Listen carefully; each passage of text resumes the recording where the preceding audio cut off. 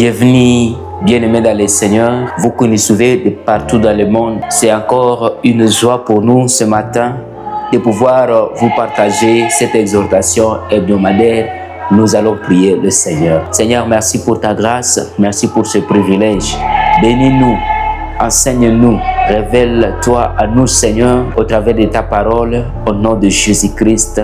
Amen. Bien-aimés dans le Seigneur, cette semaine est la dernière du mois de mai. Nous allons aborder notre thème intitulé « Les actions du Saint-Esprit ». Les actions du Saint-Esprit. Et c'est vraiment important.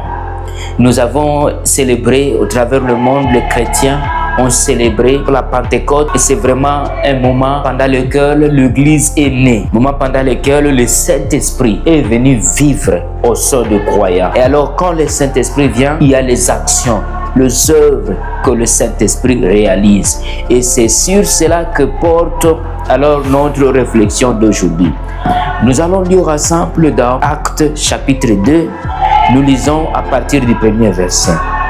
Le jour de la Pentecôte, ils étaient tous ensemble dans le même lieu.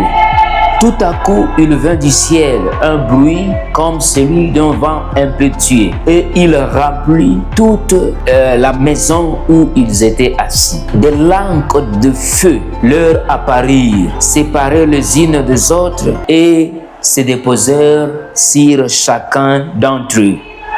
Et ils furent tous remplis du Saint-Esprit et se mirent à parler en d'autres langues, selon que l'Esprit leur donnait de s'exprimer. Amen. Bien-aimés dans le Seigneur, nous parlons des actions du Saint-Esprit, les œuvres du Saint-Esprit. Quand le Saint-Esprit de Dieu est venu, qu'est-ce que le Saint-Esprit a fait? En parcourant ces passages, nous découvrons quelques éléments. À votre état personnel, vous pouvez lire ces chapitres jusqu'à la fin. Le premier élément, nous voulons parler du rôle que le Saint-Esprit joue. Il allume le feu de Dieu. Allume le feu de Dieu au sein du croyant et au sein de l'Église du Christ. Bien-aimés dans le Seigneur, nous venons de lire. Nous avons lu que les jours de la Pentecôte, les apôtres étaient réunis. Ensemble, ils étaient réunis en attente de la promesse, l'accomplissement de la promesse de Dieu. Et ces jours-là, la Bible dit, tout à coup, il y a eu des bruits du ciel. Et quand il y a eu des bruits du ciel, il y a eu un vent impétueux qui soufflait. Et du coup, il y a eu des langues de feu qui sont descendues. Des langues de feu descendues séparément sur les disciples. Les langues de feu. Et c'est là que nous commençons. Le Saint-Esprit allume le feu de Dieu dans le cœur de ceux qui croient. Le feu de Dieu dans l'église du Christ. Bien-aimés dans le Seigneur, ici, c'est le premier moment où Dieu est venu au travers du Saint-Esprit demeurer d'une manière permanente parmi les hommes et vivre au sein des hommes avec le feu de Dieu qui est descendu, le feu qui représente la puissance de Dieu, la puissance sanctificatrice de Dieu, le feu qui nous sanctifie, le feu qui nous pousse à agir avec zèle, le feu qui nous pousse à agir plein de puissance, de la puissance divine. Et c'est comme ça que le Saint-Esprit est descendu. Et le feu, sous forme de langue de feu, sur les disciples. Et ce feu a été allumé. C'est comme un feu que Dieu a jeté sur la terre pour que ce feu ravage la terre au travers de l'évangile qui sera prêché par ceux-là qui ont reçu le Saint-Esprit, le feu de Dieu. Deuxième chose, comme nous avons dit, le Saint-Esprit donne des capacités extraordinaires. Nous revenons toujours ici et quand nous arrivons au verset 4, la Bible dit, quand ils ont reçu le feu de Dieu, le Saint-Esprit, tous ont été remplis. Et quand ils ont été remplis, ils ont commencé à parler en des langues étrangères. Ici, ce sont des langues étrangères. Pas des langues des anges, mais des langues humaines étrangères. Et ces langues donc quand ils ont parlé à langue, les gens qui sont venus de partout dans le monde, ils les ont entendus dire le merveille de Dieu dans leur langue. Pourtant, ceux-ci étaient juifs. Les juifs ont été capables de s'exprimer dans des langues étrangères. Il y a les gens d'Égypte qui ont entendu leur langue.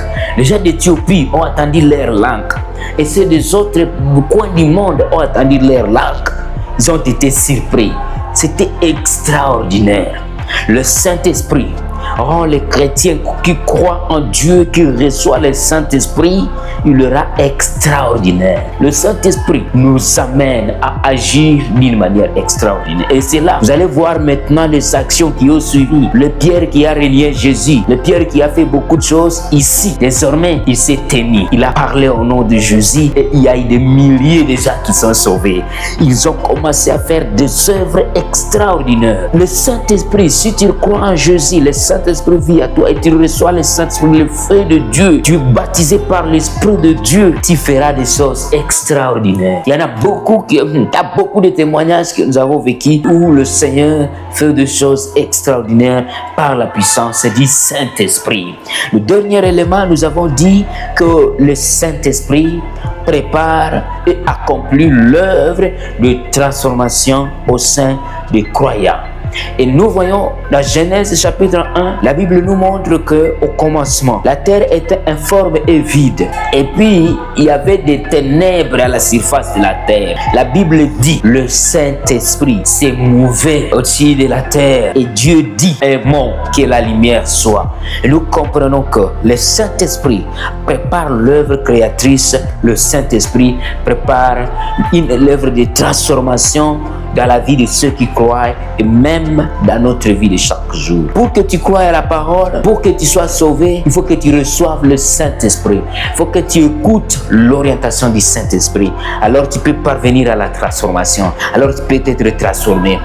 Bien-aimé dans le Seigneur, la question pour toi qui nous suit partout dans le monde, tu reçois le Saint-Esprit. Est-ce que tu reçois le Saint-Esprit? As-tu été transformé par le Saint-Esprit? Est-ce que tu fais l'extraordinaire par la puissance du Saint-Esprit? Que le Seigneur nous aide. Que cette semaine, c'est moi, que notre vie de chaque jour soit imprégnée de la puissance du Saint-Esprit. En fait que nous expérimentions les œuvres que l'Esprit réserve pour nous. Que le Seigneur te bénisse. Nous allons prier le Seigneur. Seigneur, merci pour le Saint-Esprit qui nous aide. Merci de chacun de nous à vivre et expérimenter la puissance du Saint-Esprit, les œuvres du Saint-Esprit pour la gloire de ton nom, pour la construction de l'Église, l'édification de l'Église de Christ, au nom de Jésus-Christ. Amen.